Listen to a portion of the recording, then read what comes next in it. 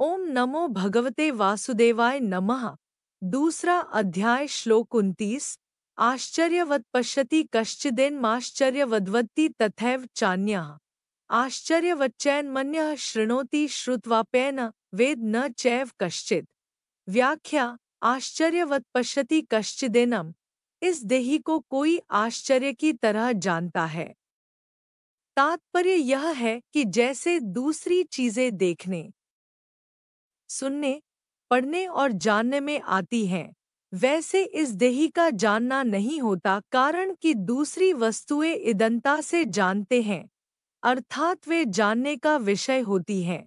पर यह देही इंद्रिय मन बुद्धि का विषय नहीं है। इसको तो स्वयं से, अपने आप से ही जाना जाता है। अपने आप से जो जानना होता है, वह जानना लौकिक ज्ञान की तरह नहीं होता, प्रत्युत बहुत विलक्षण होता है।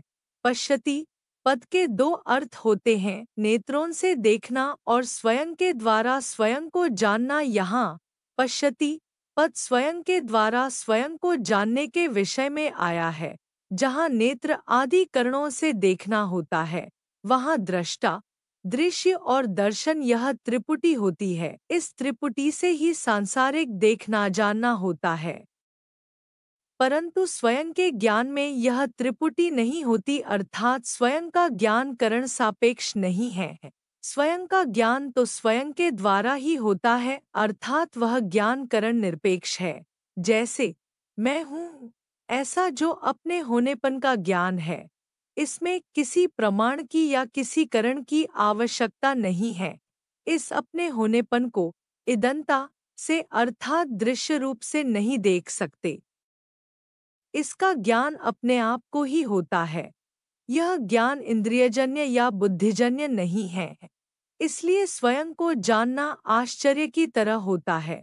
जैसे अंधेरे कमरे में हम किसी चीज को लाने जाते हैं, तो हमारे साथ प्रकाश भी चाहिए और नेत्र भी चाहिए, अर्थात उस अंधेरे कमरे में प्रकाश की सहायता से हम उस चीज को नेत्रों से देखेंगे, तब उसको लाएंगे। परंतु कहीं दीपक जल रहा है और हम उस दीपक को देखने जाएंगे, तो उस दीपक को देखने के लिए हमें दूसरे दीपक की आवश्यकता नहीं पड़ेगी, क्योंकि दीपक स्वयं प्रकाश है, वह अपने आप को स्वयं ही प्रकाशित करता है। ऐसे ही अपने स्वरूप को देखने के लिए किसी दूसरे प्रकाश की आवश्यकता नहीं है, क्योंकि यह देही स्वयं प्रकाश है, अतः यह अपने आप से ही अपने आप को जानता है। स्थूल, सूक्ष्म और कारण, ये तीन शरीर हैं। अन्न जल से बना हुआ स्थूल शरीर है। यह स्थूल शरीर इंद्रियों का विषय है। इस स्थूल शरीर के भीतर 5 ज्ञानेंद्रिया, 5 कर्मेंद्रिया, 5 प्राण, मन और बुद्धि, इन 17 तत्वों से बना हुआ सूक्ष्म शरीर है। यह सूक्ष्म शरीर इंद्रियों का विषय नहीं है, प्रत्युत बुद्धि का विषय है, जो बुद्धि का भी विषय नहीं है। जिसमें प्रकृति स्वभाव रहता है, वह कारण शरीर है। इन तीनों शरीरों पर विचार किया जाए तो यह स्थूल शरीर मेरा स्वरूप नहीं है, क्योंकि यह प्रतिक्षण बदलता है और जानने में आता है। सूक्ष्म शरीर भी बदलता है और जानने में आता है, अतः यह भी मेरा स्वरूप नहीं है। कारण शरीर प्रकृति स्वरूप है, पर देही प्रकृति से भी अतीत है, अतः कारण शरीर भी मेरा स्वरूप नहीं है। यह देही जब प्रकृति को छोड़कर अपने स्वरूप में स्थित हो जाता है, तब यह अपने आप से अपने आप को जान लेता है। यह जानना सांसारिक वस्तुओं को जानने की अपेक्षा सर्वथा विलक्षण होता है, इसलिए इसको आश्चर्यवत् पश्यति कहा गया है। यहाँ भगवान ने कहा है कि अपने आप का अनुभव करने वाला कोई एक ही होता है, कश्चित्। और आगे 7वें अध्याय के 3 श्लोक में भी यही बात कही है कि कोई एक मनुष्य ही मेरे को तत्व से जानता है, कश्चिन्मा वेत्ति तत्वतः। इन पदों से ऐसा मालूम होता है कि इस अविनाशी तत्व को जानना बड़ा कठिन है, दुर्लभ है, परंतु वास्तव में ऐसी बात नहीं है।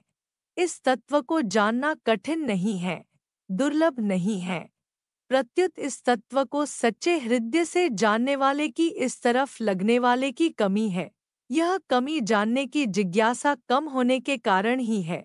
आश्चर्यवद्वत्ति तथैव चान्यः, ऐसे ही दूसरा पुरुष इस देही का आश्चर्य की तरह वर्णन करता है, क्योंकि यह तत्व वाणी का विषय नहीं है, जिससे वाणी भी प्रकाशित होती है।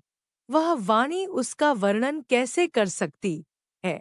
जो महापुरुष इस तत्व का वर्णन करता है, वह तो शाखा चंद्र न्याय की तरह वाणी से इसका केवल संकेत ही करता है, जिससे सुनने वाले का इधर लक्ष्य हो जाए। अतः इसका वर्णन आश्चर्य की तरह ही होता है। यहाँ जो अन्यः पद आया है, उसका तात्पर्य यह नहीं है कि जो जानने वाला है उससे यह कहने वाला अन्य है, क्योंकि जो स्वयं जानेगा ही नहीं, वह वर्णन क्या करेगा। अतः इस पद का तात्पर्य यह है कि जितने जानने वाले हैं, उनमें वर्णन करने वाला कोई एक ही होता है, कारण कि सबके सब अनुभवी तत्वज्ञ महापुरुष उस तत्व का विवेचन करके सुनने वाले को उस तत्व तक नहीं पहुंचा सकते।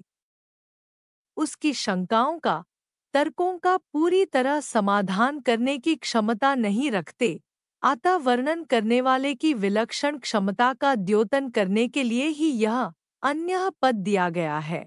आश्चर्यवच्चैन्मन्यः शृणोति, दूसरा कोई इस देही को आश्चर्य की तरह सुनता है। तात्पर्य है कि सुनने वाला शास्त्रों की, लोकांतरों की जितनी बातें सुनता आया है, उन सब बातों से इस देही की बात विलक्षण मालूम देती है, कारण कि दूसरा जो कुछ सुना है वह सबका सब इंद्रिया, मन, बुद्धि आदि का विषय है, परंतु यह देही इंद्रियों आदि का विषय नहीं है। प्रत्युत यह इंद्रियों आदि के विषय को प्रकाशित करता है। अतः इस देही की विलक्षण बात वह आश्चर्य की तरह सुनता है। यहाँ अन्यः पद देने का तात्पर्य है कि जानने वाला और कहने वाला, इन दोनों से सुनने वाला अलग है। श्रुत्वापेन वेद न चैव कश्चित्, इसको सुन करके भी कोई नहीं जानता। इसका तात्पर्य यह नहीं है कि उसने सुन लिया तो अब वह जानेगा ही नहीं। इसका तात्पर्य यह है कि केवल सुन करके इसको कोई भी नहीं जान सकता। सुनने के बाद जब वह स्वयं उसमें स्थित होगा, तब वह अपने आप से ही अपने आप को जानेगा। यहाँ कोई कहे कि शास्त्रों और गुरुजनों से सुनकर ज्ञान तो होता ही है, फिर यहाँ सुन करके भी कोई नहीं जानता, ऐसा कैसे कहा गया है? इस विषय पर थोड़ी गंभीरता से विचार करके देखें कि शास्त्रों पर श्रद्धा स्वयं शास्त्र नहीं कराते और गुरुजनों पर श्रद्धा स्वयं गुरुजन नहीं कराते, किंतु साधक स्वयं ही शास्त्र और गुरु पर श्रद्धा विश्वास करता है, स्वयं ही उनके सम्मुख होता है। अगर स्वयं के सम्मुख हुए बिना ही ज्ञान हो जाता तो आज तक भगवान के बहुत अवतार हुए हैं, बड़े बड़े जीवन मुक्त महापुरुष हुए हैं, उनके सामने कोई अज्ञानी रहना ही नहीं चाहिए था, अर्थात सबको तत्वज्ञान हो जाना चाहिए था। पर ऐसा देखने में नहीं आता। श्रद्धा विश्वास पूर्वक सुनने से स्वरूप में स्थित होने में सहायता तो जरूर मिलती है, पर स्वरूप में वस्थित स्वयं ही होता है। अतः उपर्युक्त पदों का तात्पर्य तत्वज्ञान को असंभव बताने में नहीं, प्रत्युत उसे करण निरपेक्ष बताने में है। मनुष्य किसी भी रीति से तत्व को जानने का प्रयत्न क्यों न करे, पर अंत में अपने आप से ही न अपने आप को जानेगा। श्रवण, मनन आदि साधन तत्व के ज्ञान में परंपरागत साधन माने जा सकते हैं, पर वास्तविक बोध करण निरपेक्ष ही होता है। अपने आप से अपने आप को जानना क्या होता है? एक होता है करना, एक होता है देखना और एक होता है जानना। करने में कर्मेंद्रियों की, देखने में ज्ञानेंद्रियों की और जानने में स्वयं की मुख्यता होती है। ज्ञानेंद्रियों के द्वारा जानना नहीं होता, प्रत्युत देखना होता है, जो कि व्यवहार में उपयोगी है। स्वयं के द्वारा जो जानना होता है वह दो तरह का होता है, एक तो शरीर संसार के साथ मेरी सदा भिन्नता है और दूसरा परमात्मा के साथ मेरी सदा अभिन्नता है। दूसरे शब्दों में, परिवर्तनशील नाशवान पदार्थों के साथ मेरा किंचन मात्र भी संबंध नहीं है और अपरिवर्तनशील अविनाशी परमात्मा के साथ मेरा नित्य संबंध है। ऐसा जानने के बाद फिर स्वतः अनुभव होता है। उस अनुभव का वाणी से वर्णन नहीं हो सकता, वहाँ तो बुद्धि भी चुप हो जाती है।